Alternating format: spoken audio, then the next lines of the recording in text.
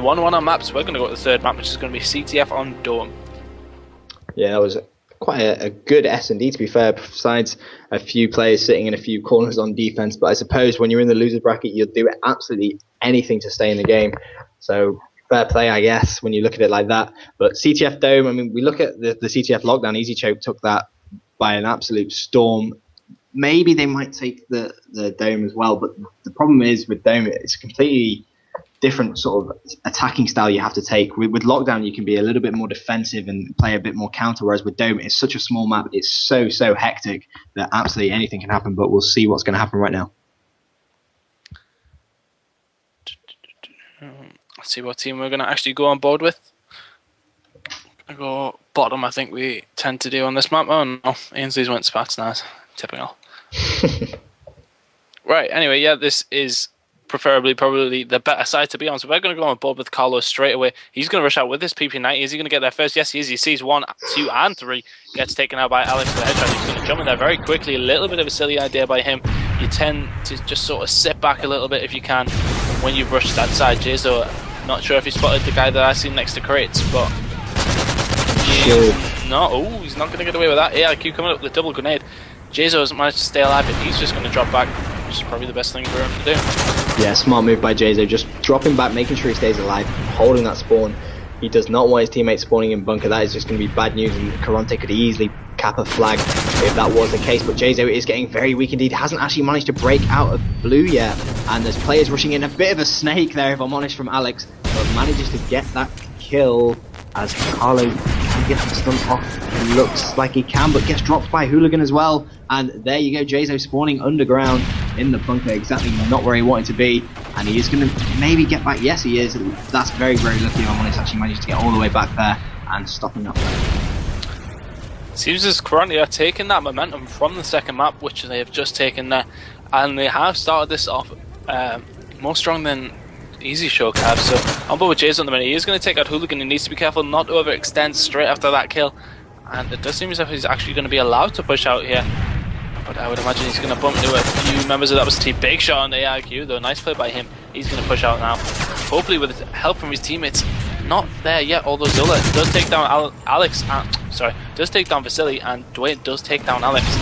So it does seem as if EasyChoke are counteracting this push from Caronte. Yeah, EasyChoke have done really well to actually push out of the spawn there. It looked like they may have been trapped for a little bit as Dwayne takes down AIQ, and now they can set up for those spawn kills, but no, Vasily out of absolutely nowhere drops away as Carlo a bit too aggressive for my liking there. He just challenged when he could have just taken his time. We default now over to Zola, who is also going to get dropped by Hooligan, and Dwayne needs to stay alive. This is going to be a very important moment for EasyChoke. He needs to make sure he can hold those spawns, and he has done just that as Carlo spawns in. Dwayne got a very nice spawn. I think he actually did spawn inside the flag, so that means he could actually defend that area and help his teammates spawn over there as well. But it does seem as if Hooligan's coming around the back. Is he going to pull that flag away? It has been pulled now, but the flag has also been pulled by Jazo, who gets shut down by AIQ. Zola's actually in a really good position. He's going to take out Hooligan. He has to be careful, and he has to stay alive. Flag is not in the best positions. AIQ has taken him out, but the flag has been returned, and it all went on there. 2 minutes and 20 seconds left on the clock, and they are still drew a 0-0 somehow. Yeah, a bit of hectic play there for a few moments, but both teams managed to just recover just enough and get those flags returned. But we're on board with Jazo making his way towards red crate, and I have no idea how Vasily did not die there. A bit of a snake, and he's managed to drop Jazo as we get on board with Carlo trying to break out of blue. Drops AIQ, just needs to be a little cautious because every time EasyChoke tries to get out of blue, they have been shut down, and once again Alex is going to drop Carlo, but it looks like Vasily's taking down Alex there with a bit of friendly fire. I'm not entirely sure what's happened there, but once again Caronte not allowing EasyChoke out this spawn. Currently on board with Carlo, who's going to push into that flag now. It is currently 3 down. AIQ's just on the respawn. Now is he going to get the side? He is not. Carlo taking it a bit of a different way, and it does seem as if they're trying to force the spawn over next to crates, and Carlo's going to get away with this. So you have to be careful not letting anybody through that gap though, through the middle, and this is the reason that you should not really take it this way. Carlo turn around with the Magnum. I think he did actually have time to reload. Is he going to push across? Yes, he is, and he's going to be very lucky to get over there unscathed. Why is he turning around? Why isn't he running? Run! What is he doing?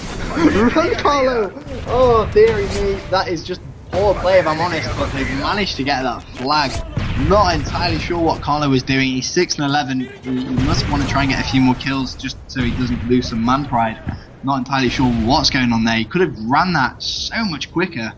But I like how he turned around for the Magnum kill. That is ridiculous. That was. I'm not quite sure how he did that. You're looking for a montage piece, clearly, but it wasn't to be. He got dropped, but the flag did go in anyway. 35 seconds. We're on board with the way. And it looks like Easy Choke now are just going to try and defend for the next 30 seconds. There's no point leaving yourself vulnerable for a flag to be taken, especially with 24 seconds. If you've got that 1-0 lead, take that into the second side. Saying that though, they are on the better side, so they really could have done with benefiting from it a little bit more than a 1-0 lead. And Zolan only got a very nice kill onto Alex there, but that is going to be it for this half. That's going to be 1-0 to Easy Choke. Bring up Bob Collie, who's just not going to make that last kill as he gets wiped out by AIQ. 3 seconds left to go, and we are going to go into the second half and go on board with Karante. Yeah, Karante, like you said, that was the better side of just today, so I would expect Karante to try and go out and pull 1 or 2 flags. Obviously, they have just come off that win on the S&D C-Town, so they will have a little bit more momentum. Obviously, this is a best of 5, not a best of 3, so both teams need to win 2 more maps to advance into the next round, but we will go ahead and change team and get straight on board with AIQ, who is going to be using his PP. Looks like he's going to go for a quick rush straight through mid-map. I thought he was going to go underground for a minute, but he is going to come into contact with Jayzo, and Jayzo does drop AIQ. On board with Hooligan at the moment, who does seem as if he's going to camp a little bit, so I'm going to actually move away from him. Go on board with Alex, who's in it very far up the map. I don't know what Jason's trying to do, knife him there, but it does seem as he's going to pull this flag away. He has been stunned. It does look like he's not going to get much spawn benefit either, although he has managed to get out, but Dway taking him out through the wall. Yeah, very cheeky wallbang right there from Dway. As the default now onto Hooligan, who just needs to do a little bit of defensive work. Did get taken down by Zola. Did get taken down by Jayzo rather, as we default now over to AIQ, who was trying to go mid-map, and he gets dropped straight away. So Vasily needs to do a little bit of defensive work, and he gets dropped as well. So it seems like Easy Choke are all over the Karante flag right now. Karante are spawning bunker, which is not where they want to be. They do have AIQ on the flag. He needs to make this kill. This is going to be very, very important. Goes to the pistol and does manage to take down Carlo. Nice play. And let's have a look what AIQ is up to as he throws his stun for blue. There is a player outside. You've just been sitting there on mute, never mind. As Carlo with the 2-piece, and AIQ has spawned bunker once again. So Karante in a very bad place. He has just seen Carlo front door, but he gets stopped again by Zola. So it just seems like Easy Choke have all the momentum. I don't think neither team looks very polished at the moment, if I'm honest. I don't want to be harsh on them, but there's a lot of erratic playing going on basically, and neither really looks solid. But AIQ does seem to be in a good position to try and stop this flag. He's not going to be able to stop it. Carlo gets a very nice spawn actually. Jayzo turns on the Hooligan, and that is actually going to be 2-0. But as I was saying, neither team really looks to be a huge threat. It's actually not 2-0 yet. It does seem as if Alex has put the flag away.